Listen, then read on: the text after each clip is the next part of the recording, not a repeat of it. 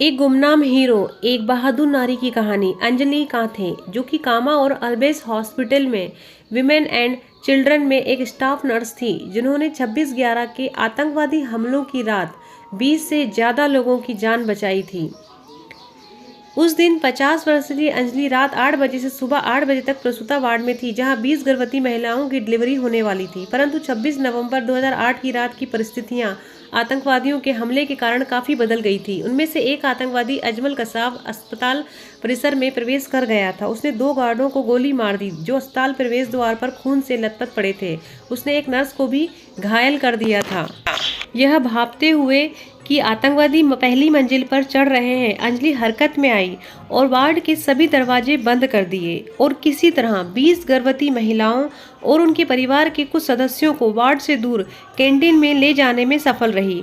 वह घायल नर्स को कैजुअल्टी वार्ड से सुरक्षित स्थान पर ले गई। इसके बाद उन्होंने ड्यूटी डॉक्टर को फोन कर पुलिस को भी आगाह कर दिया था। इमारत ग्रेनेड विस्फोट के साथ गूंज रही थी, क्योंकि आतंकवादी इमारत की छत से पुलिस बल के साथ गोलाबारी कर रहे थे। इस बीच वार्ड में 2 उच्च रक्तचाप बीपी से ग्रस्त महिलाओं में से एक को प्रसव पीड़ा प्रारंभ हो गई थी। अंजलि ने तुरंत ही उपचार की क्रिया शुरू कर दी और उस मरीज को दूसरी मंजिल पर डिलीवरी वार्ड में ले गई। वहां डॉक्टर ने केवल एक ही ट्यूबलाइट की रोशनी में एक कमरे में बच्चे को जन्म देने में मदद की।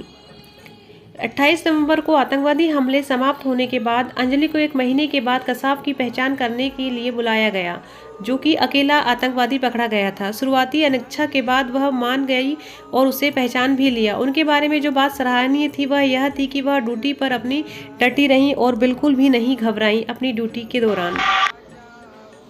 उसने नर्स की वर्दी पहनकर मुकदमे में कसाब के खिलाफ गवाही भी दी और कहा कि उसी वर्दी से ताकत मिलती है। हमलों के बाद उसने महसूस किया कि उसे अपने मरीजों की देखभाल करने के लिए जीना है, यह उनका कर्तव्य है, लेकिन वह इस घटना को भूल नहीं पाई। लगभग 1 महीने तक जरा सी आवाज़ में भी परेशान कर देती थी। वह रात में अचानक जाग जाती थी। उनके बारे में जो बात सराहनीय थी वह यह थी कि जब वह ड्यूटी पर थी तो वह एक पल के लिए भी नहीं घबराई, डरी या टूटी नहीं। मरीज उनकी जिम्मेदारी थे और उन्हें उनकी देखभाल करनी थी। उन्होंने वैसा ही व्यवहार किया जैसा उनकी वर्दी की मांग थी।